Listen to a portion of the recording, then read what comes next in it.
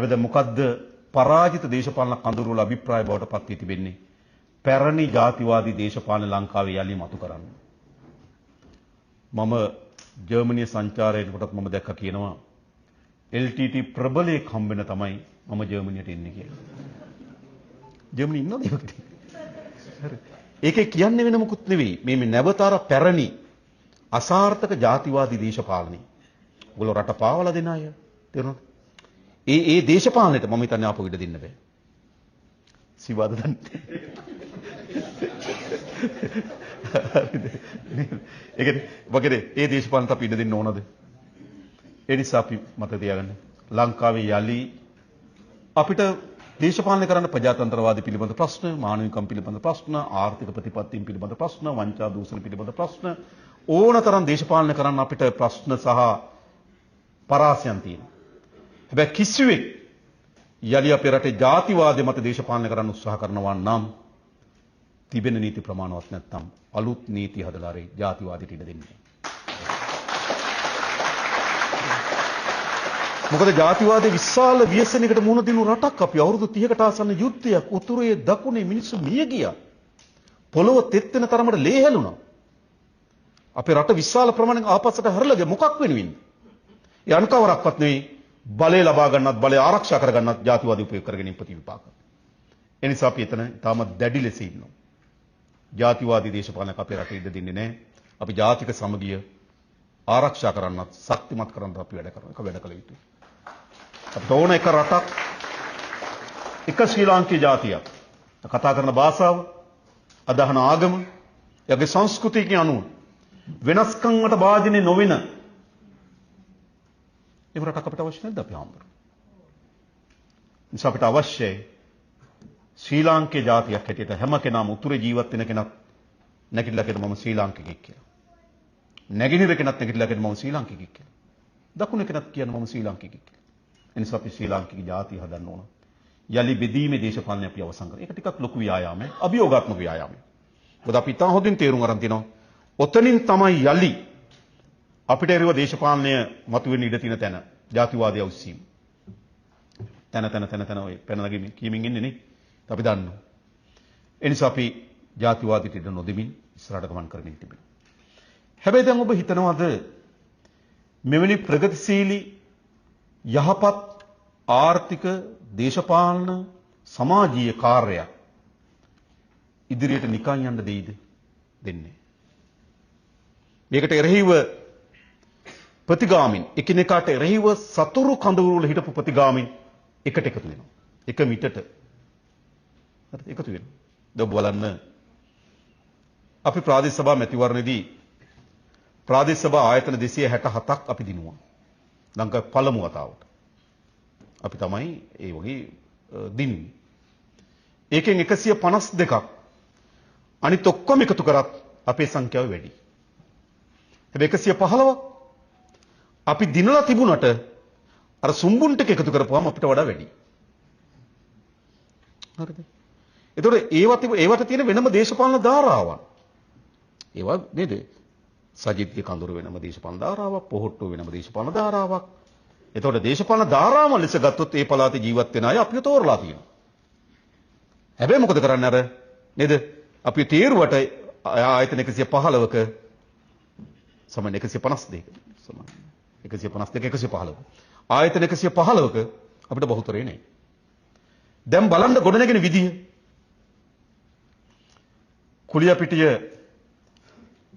ප්‍රාදේශ සභාව ගත්තොත් අපේ ආසන වශයෙන් අපේ മന്ത്രിවරු 21ක් හිටියා. පොහොට්ටුවේ മന്ത്രിවරු 6යි. දැන් සභාපති කවුද? පොහොට්ටුවේ. ඒගොල්ලෝ 6යි අපි 21යි. ඔවුන්ට සභාපති ධූරය ලබා ගැනීම සඳහා සහාය දෙන්නේ කවුද? සජපි, UNP, හරි පුටුව. මේ ඔක්කොම සහාය දීලා මොකද කරන්නේ? අපිට එරෙහිව හදනවා. මම හිතන ලංකාවේ පළමු වතාවට මේ තීව්‍ර දේශපාලන බෙදීම අද ගොඩනැගෙමින් තියෙනවා. ඉතිහාසයේ බොහෝ රාජ්‍යයන් මේ අභියෝගයන්ට මුහුණ දුන්නා. ප්‍රගතිශීලී යහපත් දේශපාලන ආර්ථික කාර්යයක් ඉදිරියට ගෙන යනකොට අනිත් සතුරු කණ්ඩායම තමන් අතර තියෙන පසමිතුරුකම් පස්සේ කළා. එකිනෙකා අතර තියෙන ප්‍රතිවිරුද්ධයන් පස්සේ කළා. එකට එකතු වෙනවා. දකින්න නැති මාධ්‍ය සාකච්ඡාවක් නේද? සජමින් තිස්ස අත්නායක පෝට්ටුවෙන් එහි ලේකම්වරයා UNPන් තලතා තව හිටිය කවුරුහරි සජමින් තිස්ස අත්නායක නේද? 4 දෙනෙක් හිටියා. දැන් මේ කට්ටිය ඔක්කොම එකතු වෙලා හිතන්න. හරි. ඒ කියන්නේ UNP පොහොට්ටුව නේද? ඔක්කොම එක කඳවුරකට එනව නේද? හැබැයි මෙච්චර කාලයක් වෙන්නේ මොකද්ද අපිට? ඒගොල්ලෝ කඳවුරු දෙකක්, බිදුණු දෙකක්. හැබැයි අද ඒගොල්ලෝ අභියෝගයට මුහුණ දීලා තියෙනවා. එයි. අද මේ එකතු වෙලා තියෙන පතුලේ කිසිවක් නෙවෙයි. තමන්ගේ පැරණි වංචා දූෂණ සහ අපරාධ යටපත් කර ගැනීම සඳහා තමයි මේ එකතුන් තියෙන්නේ. ඔවුන් පොහොට්ටුවේද ඔවුන් සජබෙද අපිට අදාළ නැහැ. ඔවුන් අපරාධයක් කරලා නම් ඔවුන් වංචාවක් කරලා නම් ඒකට එරෙහිව පරීක්ෂණ පටන් අරන් තියෙනවා. ඔවුන් දන්න පරීක්ෂණ පටන් අරන් තිබෙන බව දන්නවා.